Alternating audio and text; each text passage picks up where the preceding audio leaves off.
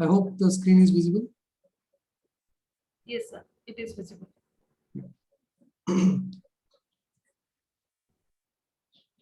So let me start the presentation on forensic analysis of wetting-induced landscapes. So let me briefly explain first what is wetting-induced landslide and how the forensic analysis is generally done.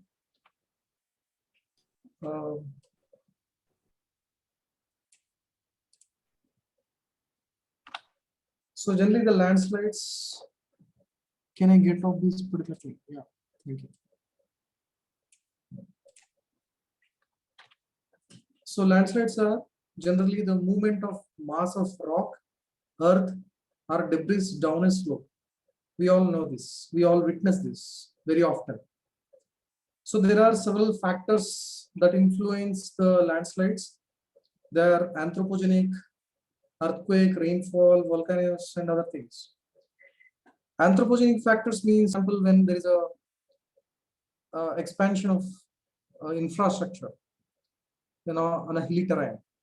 So when we construct a road or rail or something, so then we have to cut the slope. When we cut the slope, this is a human intervention that takes place, because of which this is a very important factor for causing a landslide. So existing terrain has been disturbed by the human interference, and also there may be some settlements like construction of buildings on the hill slope, and the drainage, if proper drainage is not provided, so the water percolates into the ground, and this also causes some failure. So essentially these are all come under the anthropogenic factors. And earthquake also a very important factor, which often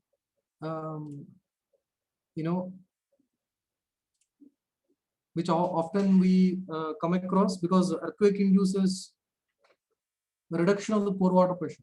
If there is a saturated slope you have, then due to the earthquake, due to the dynamic process, the pore water pressures become, the increase in the pore water pressure can cause reduction in the effective stress nearly close to zero. In that particular situation, the entire slope can flow just like a mud flow, because of this triggering happened by the earthquake. So otherwise, there may be joints, and due to the activation of this earthquake, because there may be a failure that may take place along these joints and fault planes, etc., that might exist, especially in the Himalayan regions, etc. So a small earthquake can trigger a huge landslide. And rainfall induced landslides are very, very common in most of the regions, including Odisha, Andhra Pradesh, and some parts, and Western Ghats, and here in Northeast regions, and of course in Himalayan regions, etc. All these places, the rainfall induced landslides are very, very common, and we often see in the newspaper or directly also we witness. So these are combined by the anthropogenic factors, always cause, this is a double edge, always cause a huge landslide.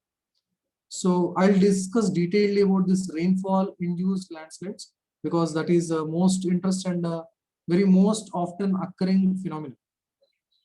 And volcanoes based landslides are very not very common, and there's generally flow of saturated hydrothermally altered rock on the flank of a volcano or adjacent hill slope that takes place, and these are very common in volcanic cones, and this is not commonly occurring.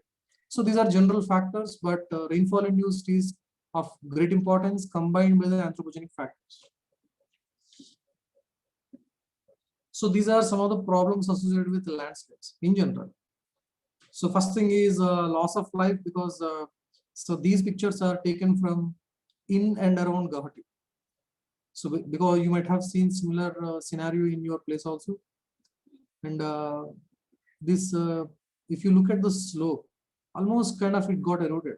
This is in the Shillong bypass towards Meghalaya, one of the northeastern regions, and this is Joyguru, very close to IIT Guwahati. This happened just two years ago, 2019. Yeah, and then this is Jorabat, and this also triggered, during the same time. And this is another one is Raj Bhavan at Guwahati, and there is a Governor's Bangla which is situated on the hilltop, and here also there is a mud flow that has taken place. And during this particular period, during this particular monsoon period, there were so many landslides all around, and which also caused loss of human life because huge boulders come out and they fall on the vehicles and all those things. And also when mud flow takes place, this buries some houses and humans, and this causes human life, loss of human life. And also it causes a great loss to infrastructure. And for example, some of the roads got severely damaged in many of the places, and even the railway lines got damaged, which can always cause sometimes human deaths, and sometimes they may not be associated, but still a huge loss of economy, because these are regularly happening. And also this may cause problems with the road connectivity, especially in the Himalayan regions, if you see. And for days, sometimes for weeks, there will not be any connectivity between a village or any town with other places, because the road connectivity is completely gone because of a huge landslide. That is very, very common. So, and also disruption in emergency services, and sometimes you may have to use helicopters and all those services, and also difficulty in rescue operations because of these landslides that are sometimes when they are very severe. If you look at the statistics, the rainfall-induced landslides are very, very common in some of the regions because of the poor geology and mostly weathered rocks you have in these regions, and also high rainfall regions. So if you look at northeastern region, the average mean rainfall which is received by different regions is marked here, and even it can go to more than 4,000 mm. So such a high rainfall and poor geology and steep rocks, but weathered rocks, which can cause devastating landslides at many places in northeastern India, right? So if you see the basic mechanism of landslide,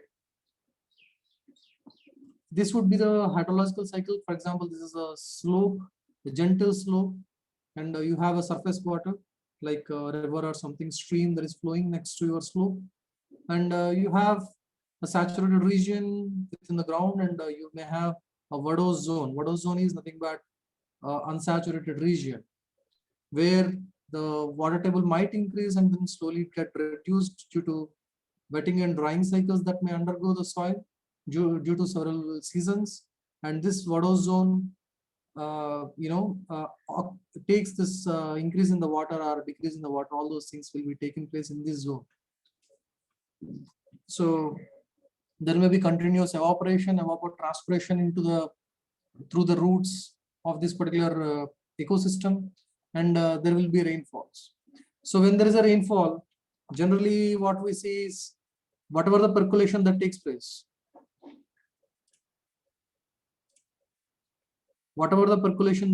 into the ground, this flows along the subsurface flow that takes place and reaches to your and merges to your surface water. So essentially the water eventually which percolates into, it actually gets into your surface water. It could be a river or any other thing. Because the horizontal flow is much faster, hydraulic conductivity in a horizontal direction is much faster than vertical, generally the flow takes place in this direction rather than getting into the this particular thing when slope exists. But when we make a road by making a cut here and constructing a road, then what changes it may cause? So when whatever the infiltration that takes place into the subsurface, so that slowly gets into, and then it tries to come up here, because horizontal velocity is much faster and hydraulic conductivity is higher. It tries to go in this direction, but there is no mass on the other side, so it gets stuck here. You might have constructed some retaining wall or something also here, and then the water accumulates here, and then it builds up pore pressure, and also some water might percolate into the down, and then Earlier, it wouldn't have, the soil underneath this particular, at this particular depth wouldn't have saturated. But because of the construction of the road, it would, go in this direction, and then it would saturate the whole region. So eventually this region and this region receives a huge pore water pressures. So these two are susceptible to the failures. And sometimes because the wetting takes place underneath this road infrastructure, and this may cause certain, it may cause certain damages to the infrastructure depending on the type of mineralogy or type of soils you may have. So these are, these can be seen here. These places are within Assam only, and you have similar terrains all over. So here there are breast walls that are constructed. Even the breast wall has collapsed, which is constructed on the valley side. And similarly, the breast wall has nearly collapsed because there's a huge pore water pressure accumulated behind this, right? And if I zoom those portions, this is how it looks like. And you have slope, and then this is the road infrastructure, road or any other infrastructure. Here the slip surface takes place because there's a pressure that is built up, and also loss in shear strength of the soil. We will understand why the shear strength would be lost. So this is a very common phenomena. If you see any landslide that has occurred, it's not just this area, you have to look all around. Then you understand that there is a groundwater table, or the groundwater subsurface flow should have taken place all along this, but then that is suddenly interrupted, and that causes a failure of this particular thing. Let us try to understand the mechanism. Any soil, especially the sands, if you just deposit from certain height, free flow, if you just deposit from certain height, when free flow takes place, then it deposits with certain angle, which is called angle of repose, right? So this angle of repose is related to your angle of internal friction of the soil, which is a fundamental property of the soil. So this angle of internal friction is nothing but your angle of repose. That can be understood for certain soils like sands, dry sands, and dry clean sands. This can be understood. So basically this angle of repose is nothing but your angle of internal friction. So this may be around 25 degrees, 30 degrees for this particular material. So due to the frictional resistance of individual particles, this particular shape is retained. Otherwise, just like water, it would have been flat. So because this angle is retained because of the internal friction of these particular particles. So therefore, if you look at the angle of internal friction of different soils, starting from gravel to sands to silts to clays, so this is how the angle of internal friction varies. If you see the critical state values,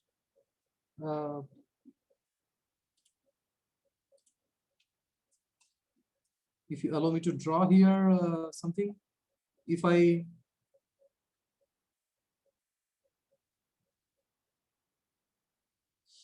the shear stress versus shear strain is plotted for a given normal stress. So for normally consolidated clays, you get a relationship something like this, but over consolidated clays, you get strain softening behavior like this. So this is NC or loosely compacted sands. This is OC or densely compacted sands. So the behavior is similar. So at critical state, so this is at critical state.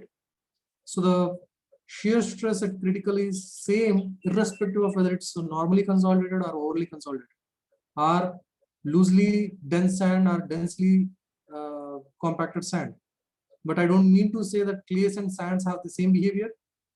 Any given material, irrespective of initial conditions, it will exhibit the same shear stresses at critical state. So this is critical state. So this is peak. So for different normal stresses, if you do the similar testing, you will get maybe higher values of NC, and so the critical shear stress versus normal stress, if you plot, you will get this angle of internal friction. Similarly, peak values, if you take corresponding to individual normal stress, you will get peak shear stress. So if you observe the critical state values, the maximum value is around 37 or so. It doesn't even go to 40. It strongly depends on the mineralogy. For sand, feldspar, this is about maximum 37. Quartz, this is 32. And if you take other things, these are taken from this particular book, Munibuddu, 2007. And for clays, it can vary from 15 to 30. This is how these values are varying. None of the soil can cross the angle of friction more than 39, 37 or something. So whatever the 40, 45, what you observe from the direct shear box test, these are all either peak values or you did not properly dissipate the pore water pressure while doing the testing. Because the direct shear box is not recommended for conducting the testing for other than these sands and gravels, not for clays or silts or something. Otherwise, you might be shearing while having certain water content. Because of that, the resistance will be higher and you will get a higher values. Other than that, it is impossible to get more than 37 or something. Okay, residual is something different. Further, if you allow it to shear further to very large strains, 50-60% strain, shear strain, then it further decreases and reaches a stable value which is called residual shear strength. This particular value is very important for clays, especially for landslide analysis, because the failure takes place with these strains. In general, for normal conditions, we don't require these particular residual values, because such a large strain is not allowed in the normal practice. We consider that to be failure only, because when you reach 25 mm or 50 mm, depending on whether the raft foundation is taken or isolated foundation is taken, that itself is considered as failure. You don't require to wait until the shear failure to take place. So when you have two different criteria, one is consolidation settlement, other one is shear failure, either one can dictate, right? So generally for normal buildings, we don't use that. But for landslides, the huge strains are very common. And that too repeatedly, the failures takes place, like recurrent failures takes place. These residual shear angle will come into come handy.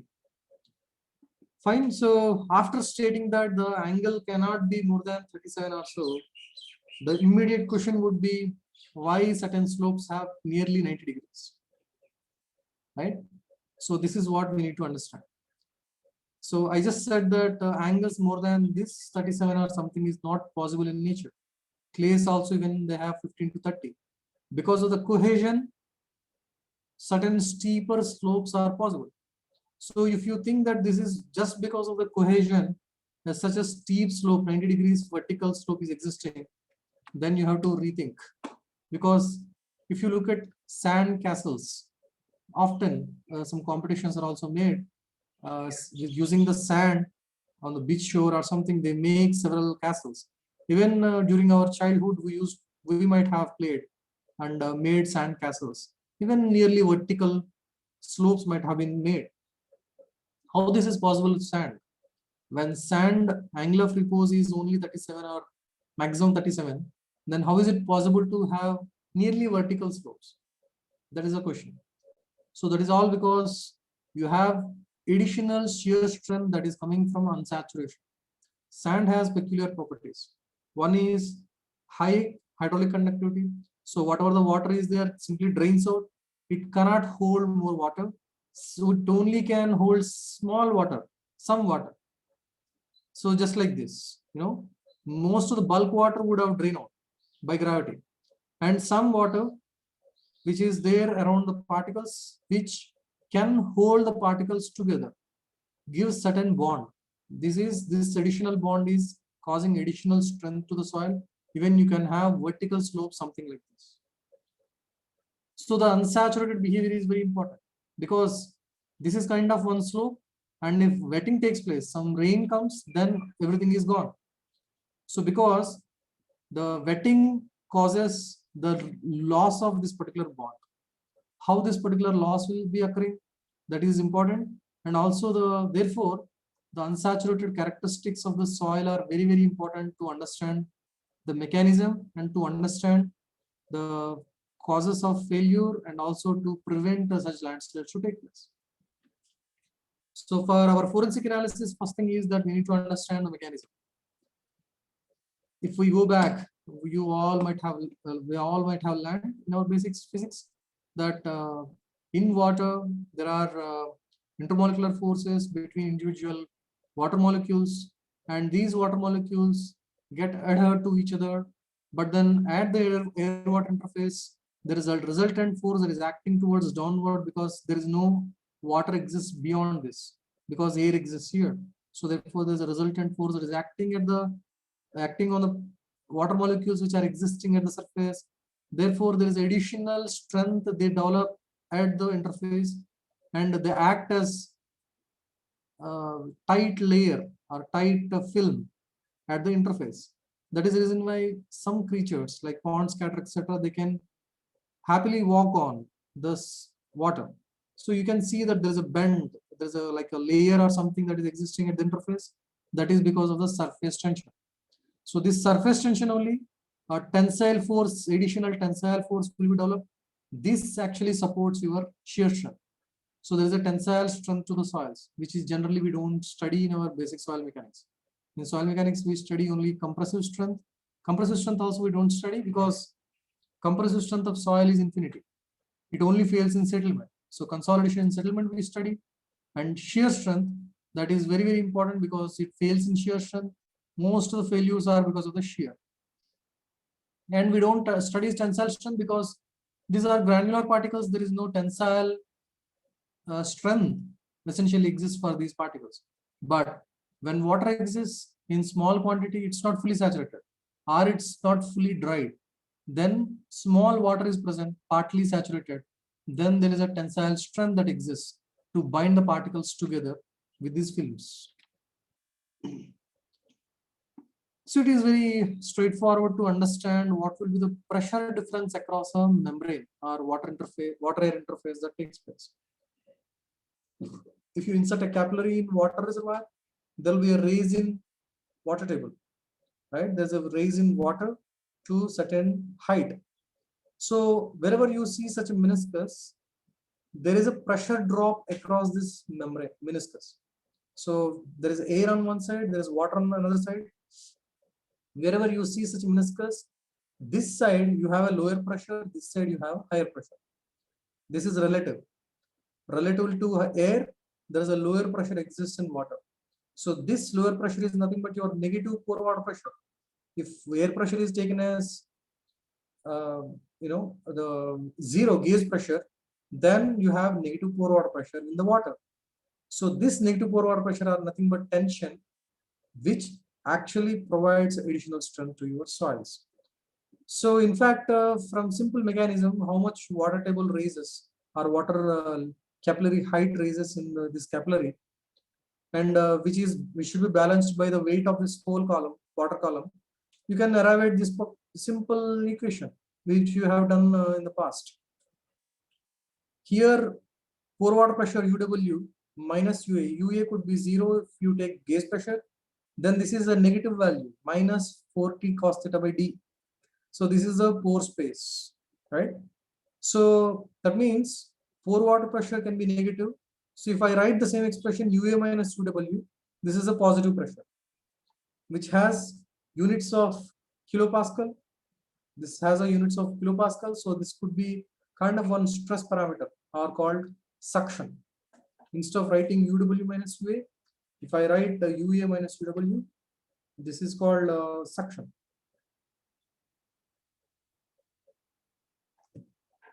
So this suction is a positive quantity, and the suction represents the pressure that is built up due to negative pore water pressure in the system. Fine. So essentially, we require a constitutive relationship between the suction or negative pore water pressure and the amount of water that exists in the soil. So this can be understood using a simple mechanism. If you take a thin capillary and completely filled with water, and if you control the atmospheric pressure such that you start drawing water. So how do we control the atmospheric pressure? If you put on AC, so there is certain RH, relative humidity, and temperature maintained.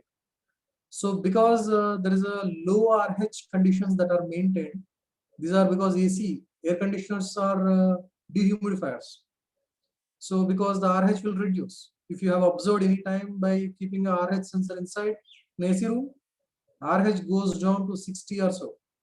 But in other conditions, natural conditions, your RH, relative humidity, might be very, very high. Maybe especially in places, especially you might have experienced also next to the seashore, your relative humidity will be very, very high, very humid conditions. In such very humid conditions, essentially the body, because of the heat, body wants to get relieved this water from the system, because when water is evaporated from the body, then body gets cooled down because of the latent heat that develops. But that doesn't happen because very high humid conditions. That's why you have a lot of sweat in humid regions.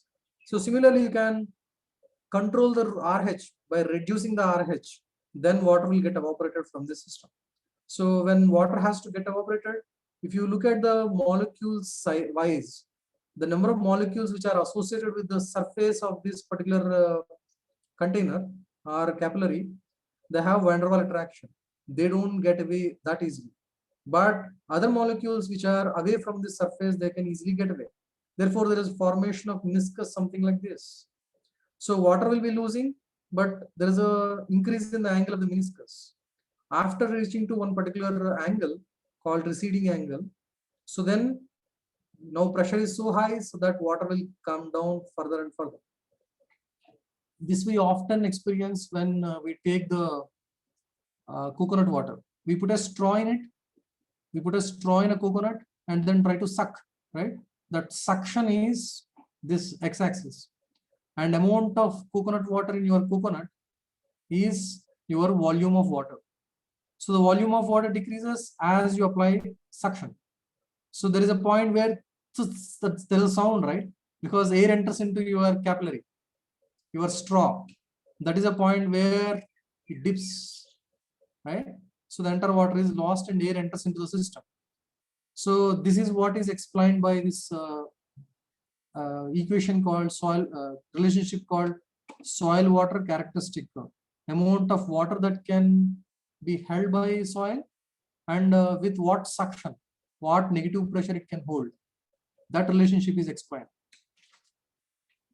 This can be further explained if you take a number of capillaries connected to each other. For example, this is a larger capillary which is connected to a slightly thinner capillary and which is connected to a much thinner capillary.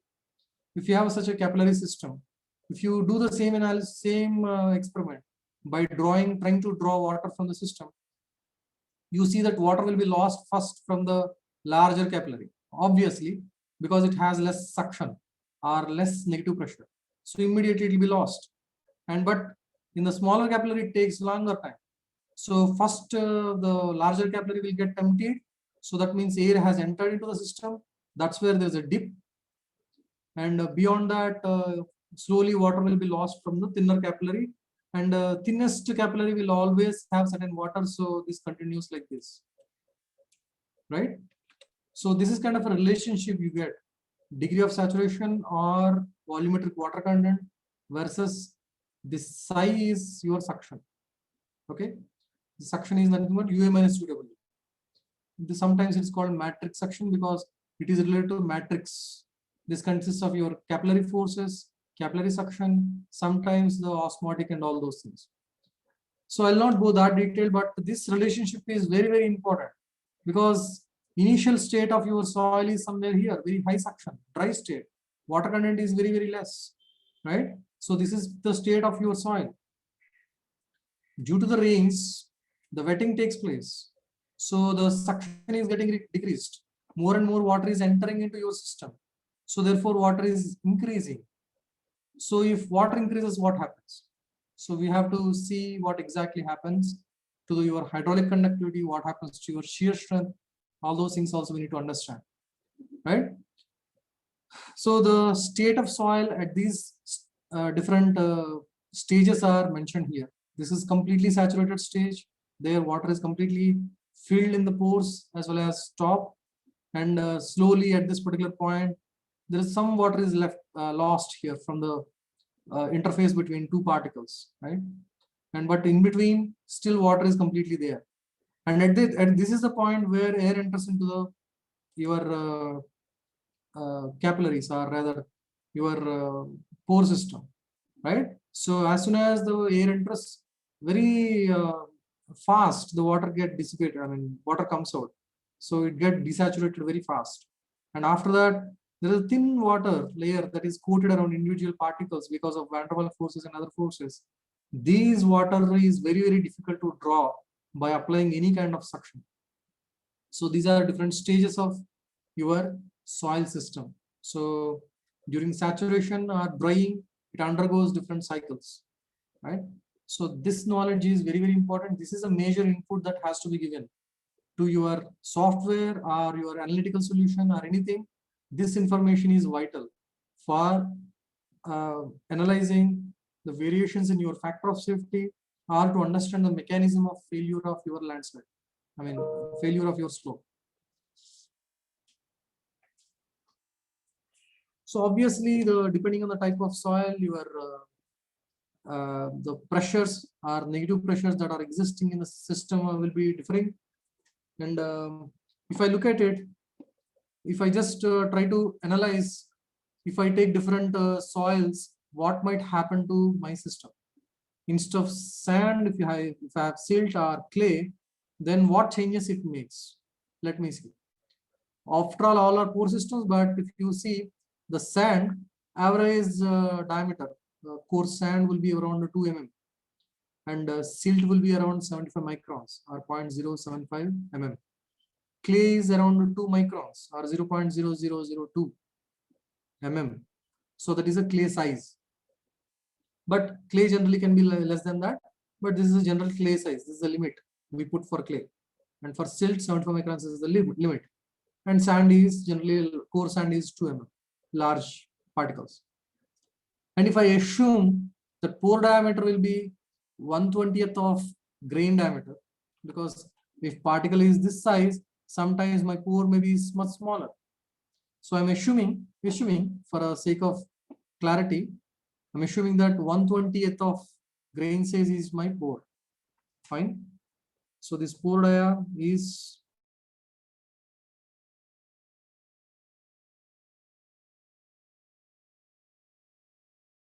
if so I get these values in mm. So now using the same expression what I showed earlier, UW minus UA, which is given here, 4T cos theta by D, assuming surface tension is same because it's for water, 72 generally millinewton per meter.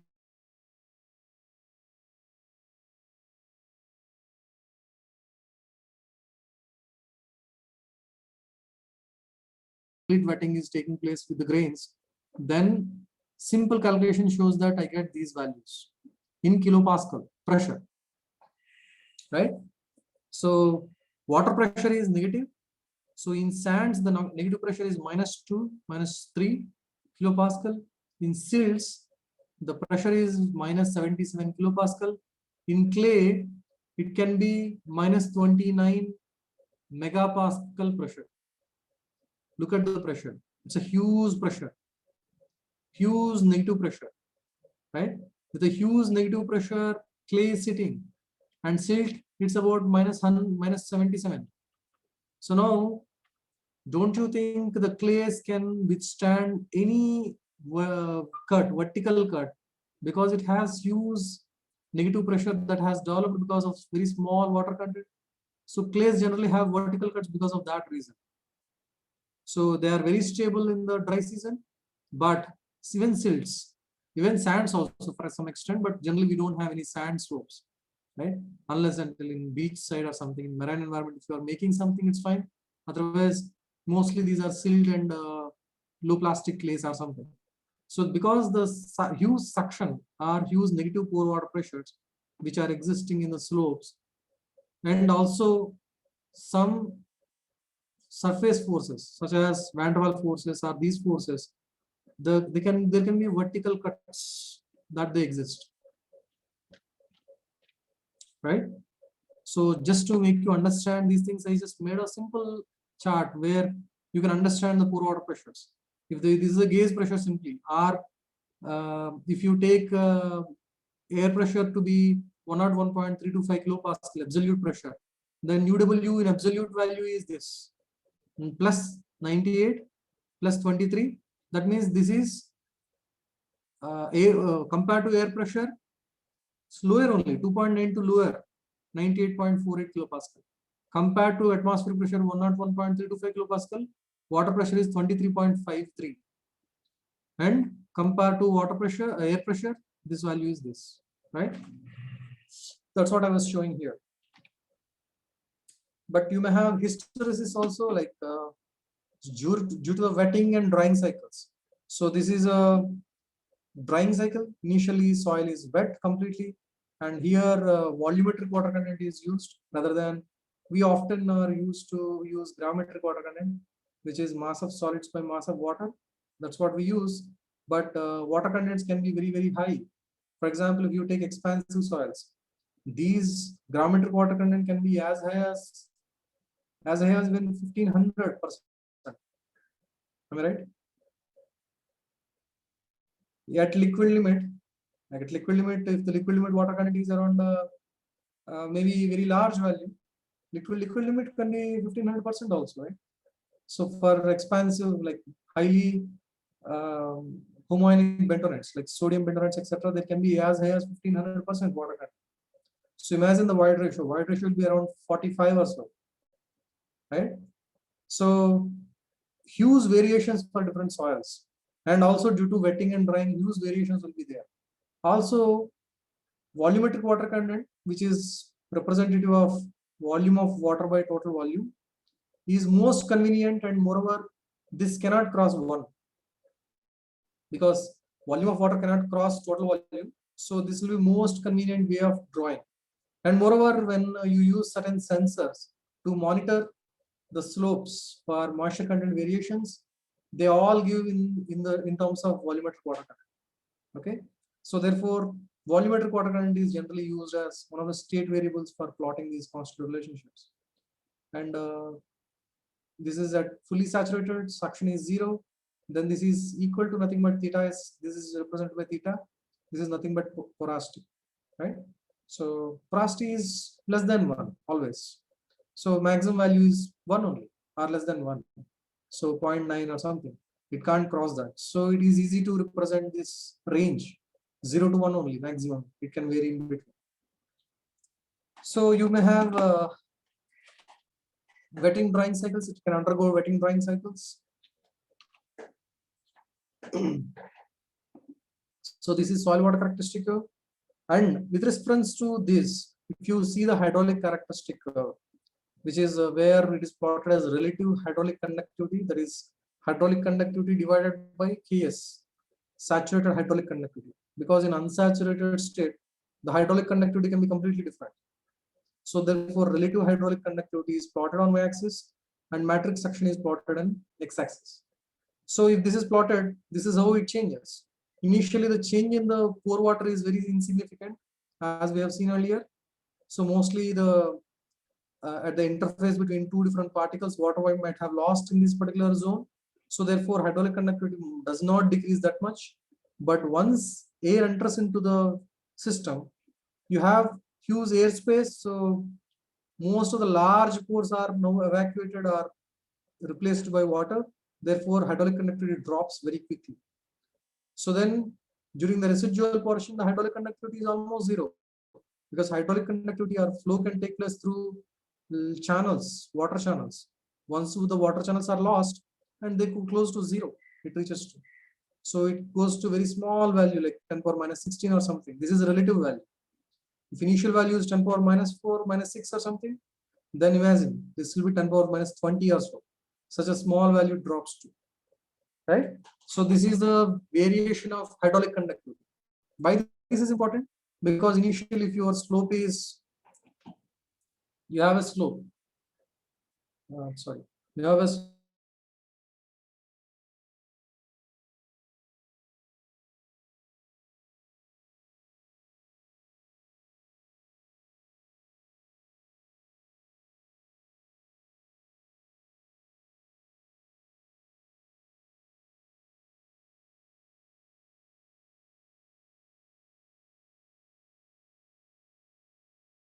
to your hydraulic conductivity. So depending on what is the hydraulic conductivity of the system, how much water percolates into the ground, percolates into the slope can be estimated. That dictates how much strength is decreasing, your shear strength is decreasing. So all these are interrelated. Therefore, this information is vital for understanding or for analysis of your slopes. So coming to the shear stresses, the shear strength of the system soil varies with suction, same suction. I was talking about suction so far, that is negative pore water pressure. With that, the shear strength of the soil changes. At zero suction or saturated state, zero suction means saturated state, the suction of a given soil may be this much, but it can increase to large value, several folds with increase in the suction. But then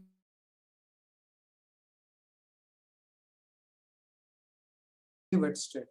So this is not saturated or this is not completely dry state where the soil remains to be strong. There is somewhere in between where the capillary forces are largest, there the shear strength will be highest, there soil will be more stable. So your shear strength is the one which is actually completely holding the particles together and then holding the slope intact. So if the shear strength is lost, for example, this is the state you are in currently, natural state is this, and due to wetting, the shear strength will be lost. So how, at what rate the shear strength is decreasing due to percolation of water, due to increase in the hydraulic conductivity. So this way, with decrease in the water matrix suction due to wetting, the water content first of all increases, right? Due to decrease in the matrix suction due to wetting, the water content increases, because of which your hydraulic conductivity is increasing, because of which your shear strength is losing. So these three are prime factors or prime constitutive relationship that dictate your failure of your landslide. So for any given landslide, when it occurs, first of all you need to determine these three constitutive relationships. Without this, we cannot do anything for wetting-induced landslides. There are some measurement techniques. I don't go that detailed because the allotted time is around 2 hours. Let us see, depending on the time we can discuss. If I take questions, then if you have any questions, I can then elaborate few things. There are techniques, laboratory techniques to evaluate the soil unsaturated characteristics, such as pressure plate operators or so. And here the simple mechanism, very briefly I explain. You have air pressure chamber and water pressure chamber. So these two are separated by one porous disc, which is called high air entry porous disc. And when you place soil over here, your soil where you want to establish these relationships, if you place this sample here in this particular chamber, air pressure chamber, and if you apply air pressure, right, and water pressure you should maintain to certain value, or you can maintain to 0. Then what you are trying to do is you are controlling UA and UW, which is nothing but your matrix suction, right? So you are controlling UA and UW independently. So therefore, due to the air pressure, you see that water will bleed or water will leave from the system. Just like your consolidation. Consolidation, you apply load, but here you apply air pressure, right? So then soil volume also might decrease, and as well as the water content decreases in the soil, and it comes to an equilibrium. You can measure how much amount of water is coming out, and when water stops coming out after applying a certain pressure, say 10 kilopascal. Then this is 10 kilopascal, maybe UW is maintained to be 0. So you applied a suction of 10 kilopascal, and you can measure amount of water that has come out. Initial water content is known, therefore the difference tells you how much water is there in the system soil. So you can determine theta 1. For a matrix suction 1, theta 1 can be determined. So this value is known to you. Similarly, now raise the pressure.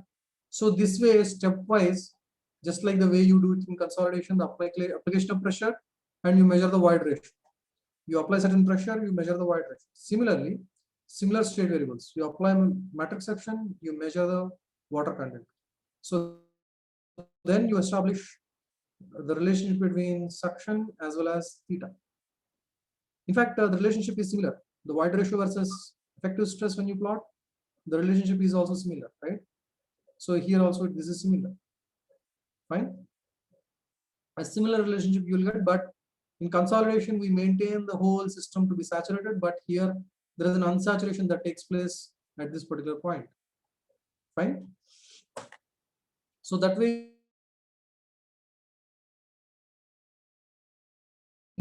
at any pressure application, air pressure application, based on that you can also determine the hydraulic conductivity of the system also, because at the pressure variation of 10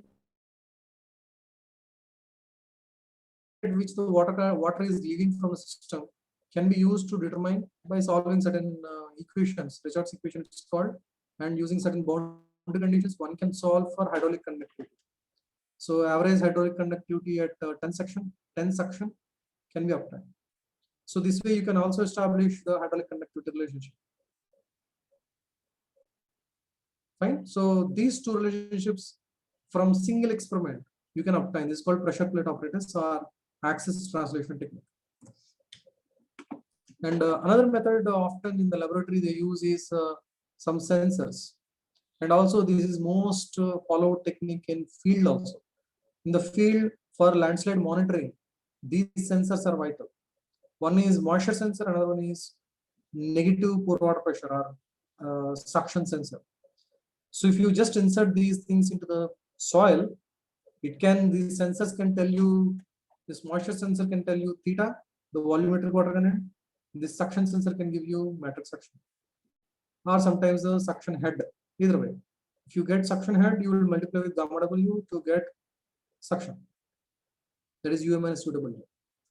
So many companies supply the measurement of this suction as well as water content at any given saturation levels. So these are instantaneous methods and instantly you will get. But there are certain limitations with the suction sensors because the response time is very large.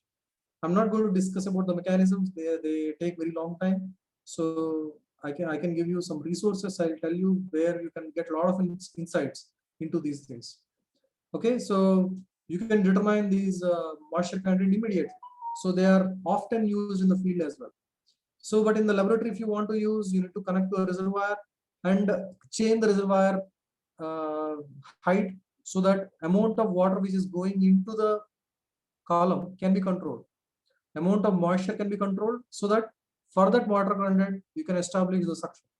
Similarly, after raising, maybe more water will go, then changing the water content and suction can be determined. So as it appears, this is not that quick technique. This takes enormous time to establish the whole SWCC. And also the shear strength can be determined because these are all vital parameters for your landslide analysis, forensic analysis. And this is similar to your direct shear box. In fact, this is the same as direct shear box test, where you have two plates, top plate and bottom plate, and you shear. One you fix it, the top plate maybe you can fix it, and the bottom plate you can push with by attaching with a dial gauge, and as well as with some maintaining certain strain, you can push this bottom plate. So then there is a shearing that takes place along this pre-plane, this particular plane. Along this particular plane, there's a shearing that takes place, and this is direct shear box test. But if I attach a higher entry porous disc here, this is a HAE disc, similar to what I attached here. This is a higher entry porous disc. That means this has a very high air entry value. That means air simply cannot enter. Whatever the air pressure you are applying here, air cannot enter here. Air can enter into the soil only, but it can't enter here. So this has certain disc sizes or the dimensions of the pores. If the pore die is further reduced, then air entry is also increased. So based on that, you have different dimensions or varieties, and you use that. Similarly, that higher entry disc is attached here, and through which your pore water pressure is connected and air pressure is controlled. So if you see, this arrangement will not be there in normal direct shear box test. So this is a closed environment where you apply air pressure, and you have a higher entry disk where only water is fully entered and it is saturating, and there is a water channel connection between water reservoir as well as the water in the pore water in the soil, right?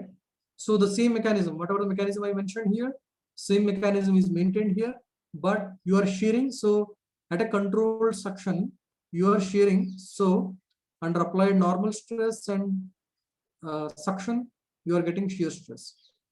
So then you can establish how the shear strength is changing with change in the suction or water dynamics. So similarly, suction controlled traxial test. This is called suction controlled direct shear. This suction controlled traxial system. These are now very common and many institutions have this. Even IIT Guwahati is actually procuring, and this is about to be installed here. And but we have other ways to in fact test it anyways.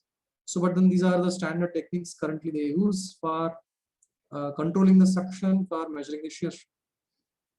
So here if you keep the soil sample here, and then you have porous higher entry porous disc placed here, and coarse porous disc, and now this again is completely in the some particular chamber, and air pressure is exerted, and under the controlled suction environment you shear by applying the radial pressure and applying the deviated stress. You can shear the sample, right? So under different sigma 3 conditions and sigma 1 conditions, which is sigma 3 is not equal to sigma 1 conditions, you can shear the sample. If you want, you can consolidate the sample also under particular suction. So that way you will get the shear strength estimated with different suction values. There is some material that is available. In fact, if you want our published papers, these are on these different techniques. We have different techniques, in fact, osmotic control techniques we often use and published in top journals. And I have developed even NPTEL course and video lectures on YouTube, and you can make use of them if you want to detailedly study the concepts which I have discussed. So before I start other things, if you want to take a break and in the 5-10 minutes break, and if you want to discuss anything on this, that will be, if you allow, Dr. Madhulisha. Yes, sir. Yes, sir. So otherwise it will be monotonous. I'll be speaking continuously and. Okay, sir. Okay. So, sir, do you want that participant will ask questions, right? No, Yes, yes. Okay. I can take some questions so that some interaction can take place. Okay, okay, sir. So, participants, is there any questions from your side? Please ask. If you have any questions, then you can discuss with sir.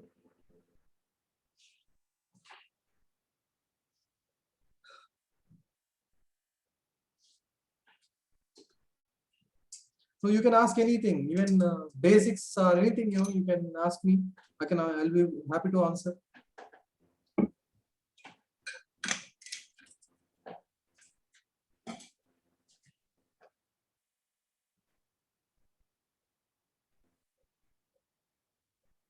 If you give some comments, I'll be happy that you are following my lecture.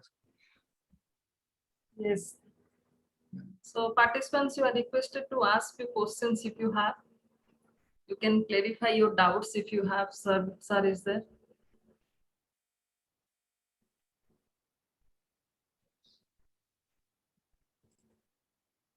I think nobody is there. Fine, then I'll continue. It's fine. Yeah.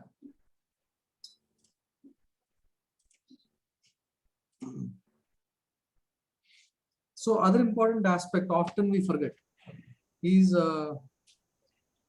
before even construction of infrastructure or before developing anything, what we should see is if when we are making cut here, we should also remember that water can come in this direction and then it percolates. Not just these slopes are vulnerable, but also underneath this particular road infrastructure, the soil may subject to wetting.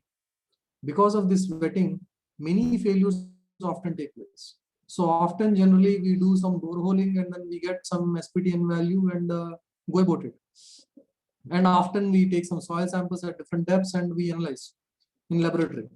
But that may not be sufficient, because that may give you some liquid limit, maybe around 35, 40. That doesn't mean anything. Even laterite soil, which is a low plastic clay, red soil, has same liquid limit, that is 35, as well as kaolin, which is pure clay. Of course, non-reactive clay also has the same liquid limit. So what does liquid limit tell you? Not much information it provides, right? So therefore, what we see is this. Sorry. So these are sections between Drumminglow and Jatinga on NH54, around 35 kilometer stretch. These are 4-lane roads, by the way. All these 4-lane roads are in this condition currently. Okay, this is 2-lane, the other one is 2-lane. This is not at all in a workable condition, working condition. And certain locations you see huge heaving, right?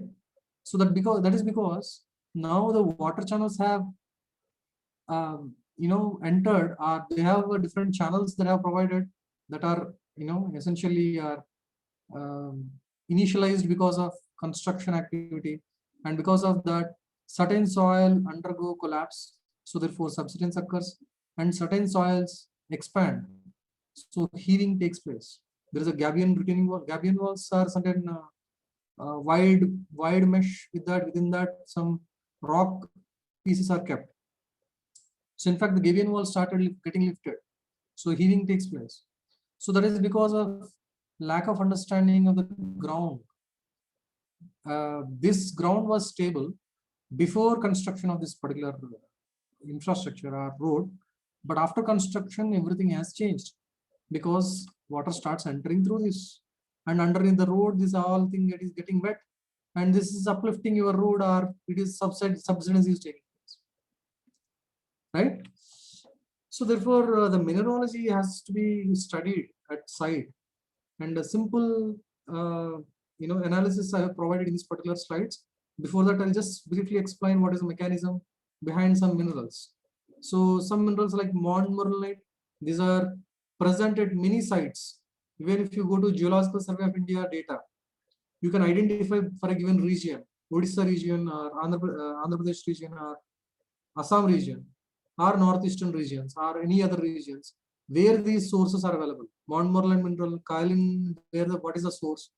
So you will understand some pockets, these things are there. And sometimes they might not have detected, because those regions are not accessible when they have done the survey. But now where you want to construct an infrastructure, they are important for you. So therefore you need to analyze, and from the boreholes, whatever the soil samples you get, additional tests are required to be carried out. So essentially, if you look at the montmorillonite mineral, you have this 2:1 structure. You have silica, alumina, silica. So this is a 2:1 mineral. And also there is another silica, alumina, silica. These sheets are getting attached, and water molecules are placed in between. So these continuous sheets of these exist like chain, right? So both sides you have silica. There's a, I'm sure you might have learned in your basic soil mechanics that these montmorillonite minerals have isomorphic substitution within the structure, that the ions got replaced. If you have a silica that got replaced with alumina or something, and because 4 is replaced with 3 valence ion, therefore there is a net negative charge that exists in the basically in the structure on the surface of the clay. So these are permanent charges, and these are very, very strong.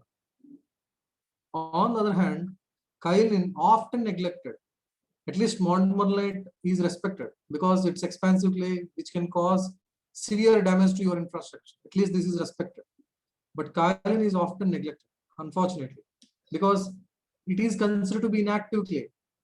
But it is also active, but in another way, which I'll explain in a bit. In just few slides, I'll explain why this is so important. Kaolin is huge deposits are available in Northeast India because of maybe close proximity to China. This is called China clay, which is used in porcelain and other industries. And in fact, kaolin exists in many other places, other regions, in fact, in India. Okay, so the structure, if you see, These are all same alumina silica minerals, but however the structure is 1:1. Silica, alumina, silica, alumina, silica, alumina. This is how they are arranged. This is a basic unit structure. And importantly, they cannot expand unlike this, because when water comes, water enters into this and the internal lamella and it can expand. But in this case, it can't do that. It can't expand like that. So that's why this is called inactive mineral, and this is completely ignored. This doesn't play any role. That's what people have some opinion. Let us first understand very briefly about expansive clay. So these clay particles, this clay particle consists of several silica alumina sheets, right? Eventually, this is one clay particle.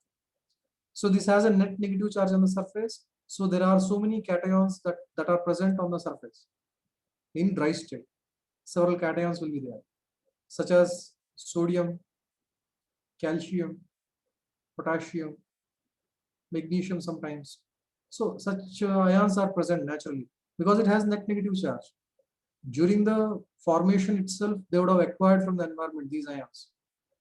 Now, when water is available, or you just take one particle and imagine that you are dipping in bucket of water, then what happens? Because of the negative charge, these ions diffuse into environment all around particle. So there is a formation of thick water layer around it. This is a blue color, whatever I'm showing around. Brown color particle is your water. So there is a water that is forming around this, right? In fact, other side also, all around particle you have water films. Without water films, this particle doesn't exist. Okay, even in dry state, completely dry state, particle has certain water on the surface. This water is as high as even 15% water content from the atmosphere. It takes 15%, 12 to 15%. Because of the net negative charge, water molecules will be attracted onto the surface, and a huge water will be accumulated in the natural state. Of course, when the humidity changes, these water content also changes. This is called hygroscopic moisture content, right? So when two individual particles are coming close to each other along with their water films, they get compressed. This is how we can explain the consolidation behavior. In fact, when we are applying mechanical forces on the particles, these two films are getting compressed to each other, and there is the negative pressure that is generated, right? This negative pressure compensates the existing mechanical pressure. So you cannot apply infinite pressure because there is a resistance that is coming on this, right? So therefore, if you take liquid limits, etc., they're very quite high for these things. Even the clays which we have in our lab, they have liquid limits of around 600%. Even some clays have even more than that. That's what I said, 1500% also is possible. This is reported in the literature, in fact, right? But natural expansive clays, if you take, liquid limits will be around 70, 80, even 120%, the black cotton soils and other soils which we often come across. So these clays have huge pressures they build up because there is a formation of diffusible layers or water films around it. When particles are in natural state, particles are very close to each other, close proximity. When water comes, this much distance has to be carried out. Because of this distance, huge expansion you see. So that is the reason why it can lift the gabion wall, right? In fact, why gabion wall? Even you might have seen that even whole building can be uplifted. Okay, it has huge surface area in meter square per gram and huge properties actually, in fact. And if you put this clay, just 2 grams, small quantity in water, okay, mix it thoroughly, then allow it to settle, then a huge settlement or huge volume you see, okay, at equilibrium. Natural clay, if you take 2 grams, just 2 grams of 2 gram of soil you take and put it in a glass of water, maybe 100 ml or some water, 2 gram of clay, and mix it with water thoroughly, and then after that you allow it to settle, then it occupies a volume called equilibrium sediment volume. This volume tells you a lot of information. How expansive this soil is, that can be assessed. But in case of bentonite, you cannot do that because it never settles. Because bentonite particles are much smaller. They are colloid particles, less than maybe 0.2 microns even. Because we classify clay as less than 2 microns, but beyond that we cannot classify. Even 0.2, 0.02 microns also you may have clay particles. So because of that, they never settle. So therefore, if you add certain electrolyte like sodium chloride, small amount, 0.01, 0.1 molar, then it settles because these diffusible layers thin down. So then particles start interacting each other and they settle. So in fact, we have achieved how to predict this volume. You just tell me in any given clay and you put in water, and if you tell me surface area of the particular soil and specific gravity, I can tell you how much volume it occupies. Even if you change the sodium chloride solutions, how the volume is changing, you can predict. In fact, this gives a wonderful information that if you just measure this volume, I can predict the surface area of the soil. So that is a beauty of this. So how this is useful, I'll tell you in a minute. Let us come to kaolin. Now kaolin, the liquid limit, if you see, that is very small, 30 to 40. Even red soil, generally what we see, laterites, these are also having liquid limit in this range only, 35 or so. So you cannot even distinguish. They are like more of silty clay or low plastic clay, and this is a pure clay. But this is also classified as low plastic clay only, because your liquid limit is almost same. But unfortunately, that is how classified because mineralogy is not understood. If you understand mineralogy, you will appreciate in a minute. Surface area is very small. There it was 400, 500. It was just 7 or 10 or something. CEC there it is around 100. It is just 3 or 7. So kaolin, interesting behavior is this. It has termination sites, right? Because alumina on one side and silicon on one side and alumina on another side, it has some termination sites, O2 minus oxygen, OH minus, etc. So because of these termination sites, based on the environment, there is water, depending on the pH of the environment, the charges are switched. It can become positive. This OH minus, this charge can be positive or negative, depending on your pH of the water, or pH of the solution, right? So generally these particles are associated in this manner. If you see on scanning electron microscope, these particles are associated in this manner. So these are called open structure or card house structure. So how much ever pressure you apply, the compressing this particular huge macro volume is difficult, right? They are stable in this structure, but this is called metastable because as soon as you add water, all this will collapse. Because as soon these structure is very stable now, because as I told you, one phase is silica, another phase is alumina. Silica phase is negative charge always, this phase is positive, and edges are negative or positive based on another pH conditions. Now see how they are attached. This particular lump is getting attached with another lump, so one phase edge are getting attached, right? So this attachment is very strong. It appears to be strong under mechanical loading, but as soon as I put a water, they just simply collapse. Sorry. So this can be understood by varying the pH. Under different pH conditions, same amount of clay. In all these beakers, same amount of clay is kept. 2 gram. 2 gram of kaolin is kept. Only pH is changed. Volume of water is also same. You may see how the volume of sediment is changing. And also there are some features. Here it's very clear solution. But however long you wait, the volume never settles. This is not a clear solution, right? All these changes are because the particle-particle interactions are getting changed. So if you take this particular clay, even a low soil, I don't know how many of you have heard, low deposit is because of air deposit. Low soil also behaves similarly. Okay, they have metastable structure, but as soon as water comes, they are collapsed. So if you take clay, air dry state, if you compress, not much compression, right?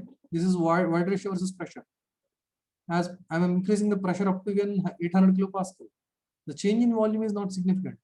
But as soon as if I wet it or inundate it, huge collapse, right? So initially if I inundate, inundation is saturation. It collapses here. But under high mechanical loading, if I inundate, a huge collapse takes place. So it gives a lot of information. Under different inundation pressure, the collapse is changing, collapse potential is changing. So if we plot collapse potential with respect to inundation pressures, when a maximum of 14% collapse can occur, collapse potential can occur. Huge collapse, right? Because this is a particle association, easy to understand. This is a particle association in air dry state under when mechanical loading conditions. So this is what is drawn here, illustrated. Under saturation with water at 400 kilopascal, this is the structure, and even much flatter here at 1600 kilopascal. So with ethanol or kerosene, if you see, because these fluids are not miscible fluids, right? Therefore, the dielectric constant is very low for them. Dielectric constant of kerosene is around 4 and ethanol is around 20 or so. So because of that reason, the interaction is still exists, say similar interaction exists. Therefore, they never collapsed. So for the first time, we have demonstrated in 2018 in Canadian Geotechnical Journal, it's published. We have demonstrated that kaolin is a collapsible soil, wetting induced collapsible behavior of kaolin. So this is for the first time it's demonstrated. Loess soil is known. Loess soil is not because of this electrochemical forces or surface forces. Those are physical forces. Now, what important information can be drawn from this is, when you are in the field, when you are doing this bore logs, etc., take out soil sample and do the similar testing. Put it in a column, So this kind of a column. And in one column, 2 gram you place with water. In another column, put 2 gram with kerosene. So the difference what you see is, in kerosene, the volume will be higher, and in water, volume will be lower. That indicates collapse. But in case of expansive soil, like bentonite or any other expansive soil, in kerosene, the volume is lower. In water, the volume will be very, very high. So this tells you to identify whether it's a swelling clay or non-swelling clay. You don't require XRD, scanning electron microscope, all these testing. Those are required to quantify how much amount of particular mineral is present. But just to identify whether you have swelling clay or collapsible clay, these tests are sufficient for you. So this is free swell value. That is what I was just telling you. You just put the clay in water, and whatever the value you are getting, that is plotted on x-axis. And volume change in odometer by just putting 7%, 7 kilopascal load, under 7 kilopascal load. If you wet it, the amount of volume change that occurs, that is plotted on y-axis. Based on that, you can identify whether it's a very high swelling clay, high swelling clay, medium clay, low clay, etc. So that information is available, that can be obtained very easily. This is published way back in 1956, but this is not on kaolin. At least on swelling clay, you can identify these features. And some more data, even IS code provides certain data based on the swell potential. If the free swell index is less than 50, it's a low swelling, 50 to 100 medium, 100 to 200 high, very high, more than 200. Such information can be gathered. And free swell ratio.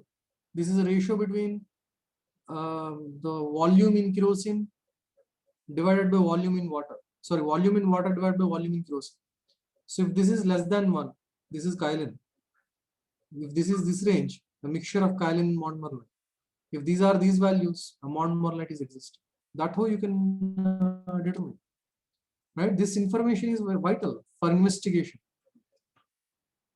So other things, what you have is at site. Generally, even we have taken a lot of pictures by standing from here, because this is a huge gorge, which is about 100-120 meters below this. There's a stream that is passing.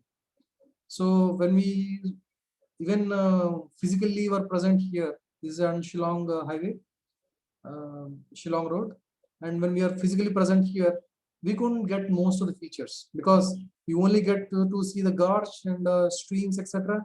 but we miss the basic point. But when we take the drone survey, there is a drone survey that is made. What you see is that the geomorphological features you can study. So that means these whole hill was together earlier, and there was a cut and road was made here. And of course, vegetation has grown here all over here. But water, when it percolates, the subsurface water, no longer it flows from here.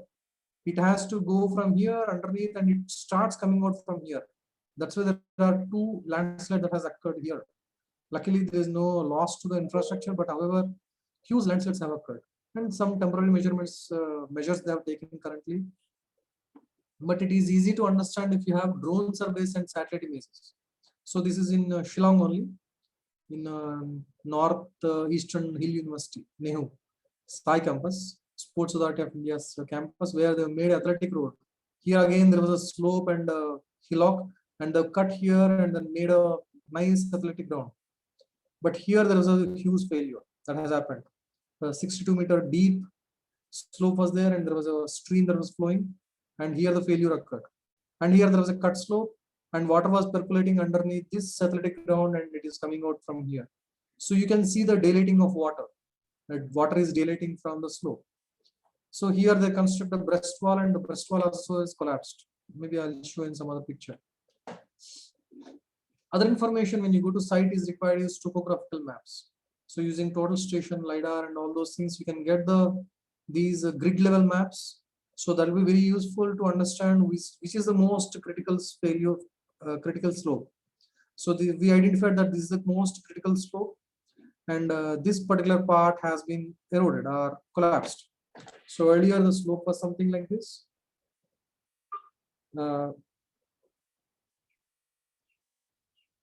Okay, so all this slope has got eroded or slided down because of the landslide. And the slope consists of a lot of pine trees and all those things. So these pine trees generally, whenever you have pine trees, you should be very cautious, because pine trees, the root depth is very shallow, but pine tree is very long, very tall, and it applies huge pressure, but the root depth is very small.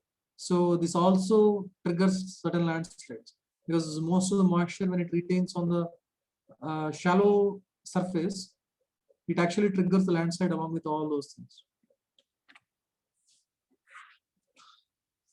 And also during the investigation, you require monitoring. In case if you are monitoring, you know that there is a history of failure along this particular slope, then you can place several instruments like tiltmeters, extensiometers, and also moisture content sensor, what I showed you earlier, and also tensiometer or suction sensors. All those things can be placed, and this provides a lot of information.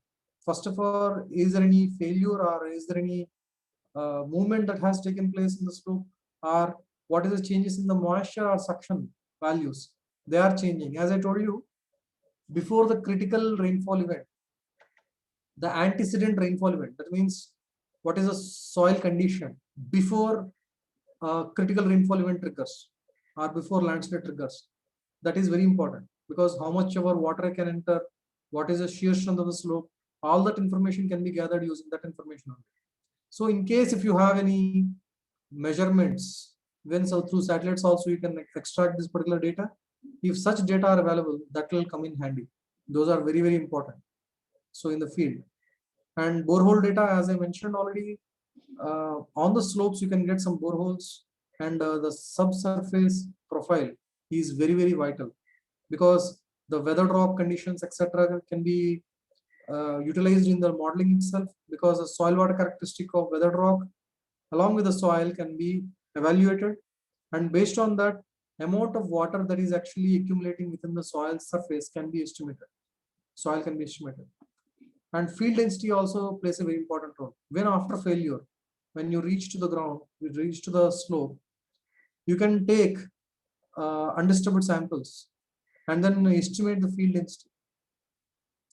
So field density can influence your prediction of or your reconstruction of landslides. Another thing is geophysical testing. This is geophysical testing done using electrical resistivity meter. For an important slopes, it can be done, because this is very costly. Not generally done, but for important projects, this can be done. because it tells you for deeper depths up to 20-25 meters deep, it can tell you what is the formation of your strata. It could be weathered rock, it could be what is the moisture levels, all that information you can gather using this electrical resistivity sensors for geophysical testing. Of course, you have GPRs, ground penetration radars, and other alternative techniques also to determine these things, but sometimes they're shallow. They can sometimes go maximum 8 meters, or sometimes some can go maybe 15 meters, but electrical resistivity can give much more information. So this was done under our supervision at one particular place here for important project. And similarly, field direct shear box tests. When you have boulders combined with soil and such condition, you cannot bring sample to the laboratory and conduct the field direct shear box test, because the size of the direct shear box is about 6 wide. If the particle size is more than 1 centimeter or so, then you cannot accommodate them and conduct the shear box test, because boundaries would influence. So in such situations, what we generally do is field direct shear box test can be conducted. It's a huge, this is under natural conditions. You can place the plates and conduct the testing. And similarly, weather stations are very, very vital and to place in important or vulnerable locations to gather data, early data, because the IMD, Indian Meteorological Survey data that come in handy. Mostly it gives for 6 hourly data, sometimes 12 hourly data in fact. But if you want hourly data, that will be more accurate information you will get, and for early warning this will be more useful. So you should have weather stations which can give RH, everything it can give, right? All atmospheric conditions can be provided by storing the data intermittently. So other laboratory level testing is, I just mentioned the ring shear apparatus, and maybe some other time that I can demonstrate these things also. If maybe a longer course is organized on particularly on landslides, there may be a demonstration of these things can be taking place, and again the modeling, how to do modeling, all those things can be understood.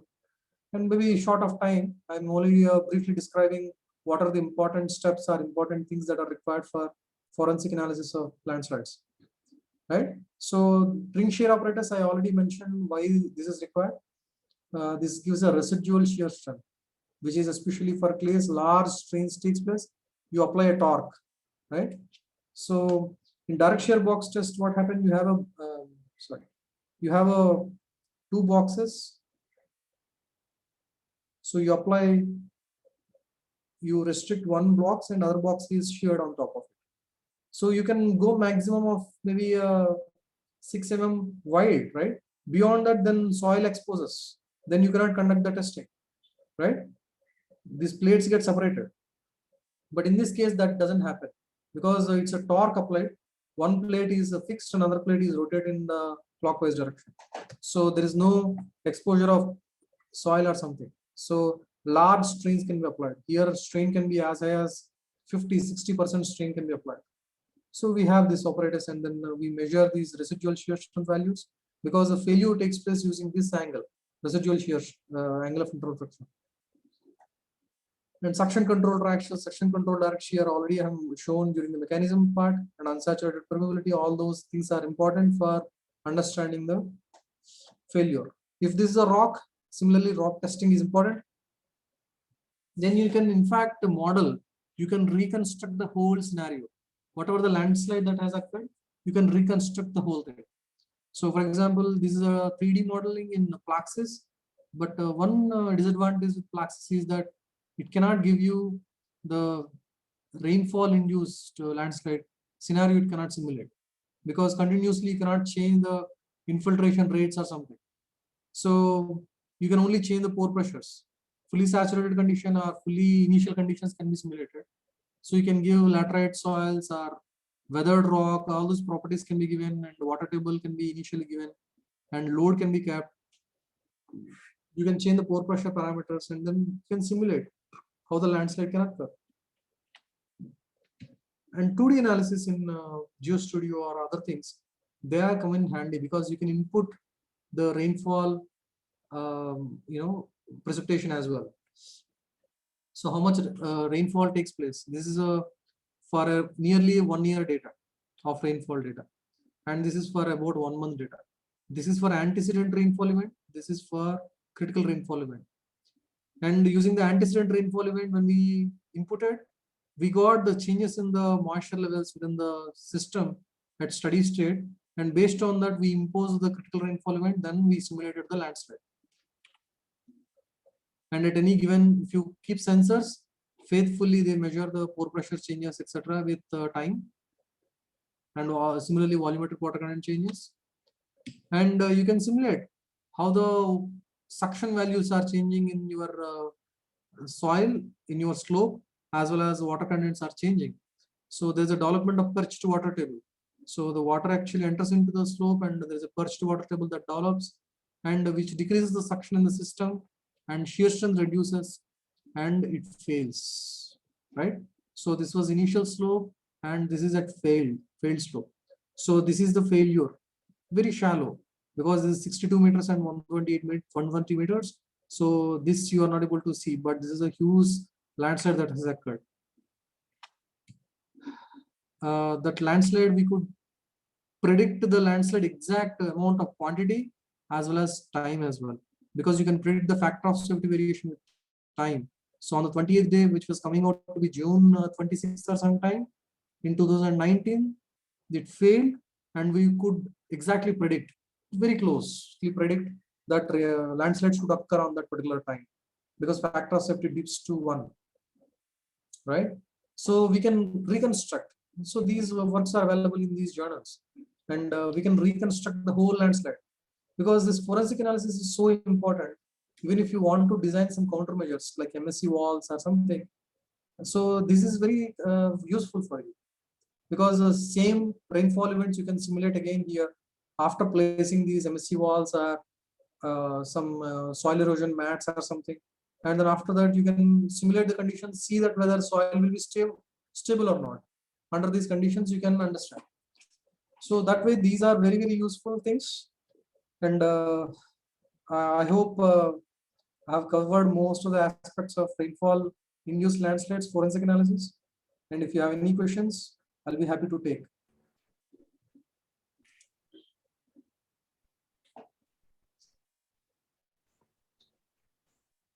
So thank you so much, sir.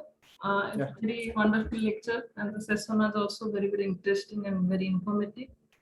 So participants, are any questions from your side?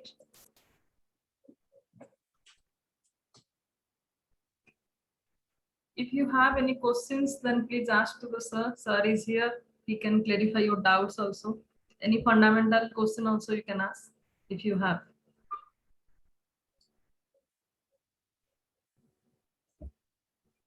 I think, sir, somebody written here in chat box. Okay. What Can you is please the read out for scope me? of what is the scope of reliability analysis of rainfall induced slope failure? So then reliability plays a very important role, especially when the soil parameters change from place to place, location to location. We only pick up few soils and then say that this is the strength, etc.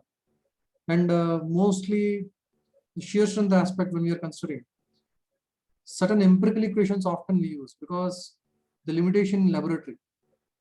If we can determine every parameter what I discussed in the slides, then there is no requirement, because this can be as well predict the slope very well, slope failure very well. But there is a lack of data, then the probability comes into picture. So if the variation is this much in the angle of internal friction, or variation of a particular parameter is this much, then how this actually changes the whole scenario can be understood using probabilistic based analysis. Similarly, rainfall data, many other things are there. So this is still evolving subject, and many important factors can be understood by varying in certain zone, and then we can understand. But one more question somebody is written in chat box. Can any model be developed using regression analysis? What is it? Regression? Yes. always when these rainfall induced landslides are occurring, you might have seen the physics that is imparted in this particular analysis. A lot of physics is involved. But when you are talking about a regression analysis or empirical based models, they are not completely successful. They may be partly fine because you can understand that this much of rainfall may occur and then some slopes may fail, but it may fail or may not fail, right? So the regression models often fail if you are saying it's based on empirical based or something. Actually, essentially, it requires a lot of physics. Physics is involved, starting from surface tension, all those things I explained, and number of parameters influence. So, in fact, reliability plays a very good important role. But regression, if he is saying that it is based on ANN or something kind of thing, then they are limited success. They are not completely successful. Now I think Saswat, one participant has asked these two questions. I think hope he's clear now. So any other question from any other participants? Hello, sir. Hello. Hello? Yes, Mr. Dinesh. Sir, now if we are supposed to do reliability analysis regarding slope failure, so what are the models or what are the references that we should refer or something like? You're saying what are the references available? Available, or how should one proceed if we are supposed to do reliability analysis for slope failure? First of all, reliability analysis requires some understanding of this probability and all those things. Yes, And some basics are required. And there are ample references or literature available on reliability analysis of slopes. Okay. And it could be reliability in terms of strength parameters. It could be reliability in terms of soil water characteristic of itself. There were recent PhDs, in fact, from IIT Hyderabad and many other places. Okay. So they come in handy. Even Professor Basha, he has produced a PhD, and his complete work is on SWCs based, and we have helped in establishing these SWCs, etc. So there are ample evidence, ample scope is there in working on this direction. Okay, fine, thanks. Yeah, a lot of literature is there. Yes. Many people have worked. Yes. Okay, so any other question from any other participants? Okay, sir. So now I think all the queries of all the participants have been addressed. Okay. They're clear. Sir, it is. They can write to me also in case if they have any question or they think there's some problem or something, they can come back to me. Yes, yes, definitely.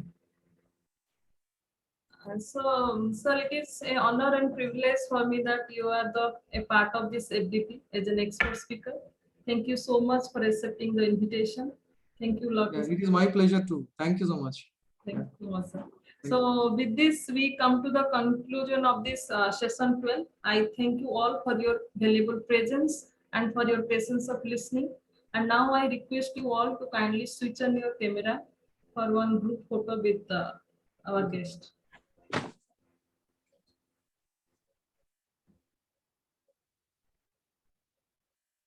So all are requested to switch on your video.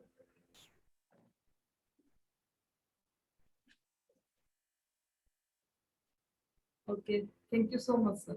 Thank you so much. Thank you, Dr. Madhusha. Thank you.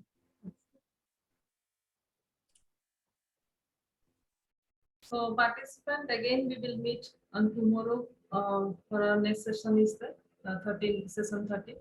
So all are requested to join me on this virtual platform by using the same link and try to join 10 minutes prior to the session time. And thank you all for your patience. Ma'am, one question. Yes. So tomorrow we have exam, no? Yes, yes, sir. What time we have exam? Exam actually it will be from 4. After the validatory session, we have our exam. Which is there? Okay, sir. And all are requested to fill the feedback form. So already that many times I said, I'll just fill the. I hope all are filling that. Okay, so after 4 o'clock exam will be there. After 4 o'clock. Yes, sir. After 4 o'clock exam will be. For one link, I will share with you. So 1 hour time will be there. So in that link, you can write your answer. Like it should be in multiple choice questions, MCQ type. So you can fill that one and you can submit it. Okay, thank you, thank you. Okay, sir. And somebody like asked me about the feedback, why there is no update in Atal portal. Actually, in Atal portal, like for one participants, there are like for 5 days attendance is there. Okay. So if 1 day, 2 day, if I will submit, it will not accept. It is asking to submit for all days. So I'm arranging those attendance, and once every session will complete, then I will update that in every Atal portal. Then you can see your attendance as well. Okay, sir. Madam, excuse me, madam. We're Yes. submitting our attendance daily. We're attending entire sessions. Yes. How can confirm that? How can come to know this submitting attendance? Sir, once you will fill the feedback form, then Yes, ma'am. one response is coming to me. So when I will compile all those files, so that time if you have filled for the session 1 and session 2, session 3, so for every Okay. session it is coming to me. So then Okay. I will compile and I will update that one in Atal portal. Okay. Okay, so with all permission, we will end the session here. Okay. Thank you so much.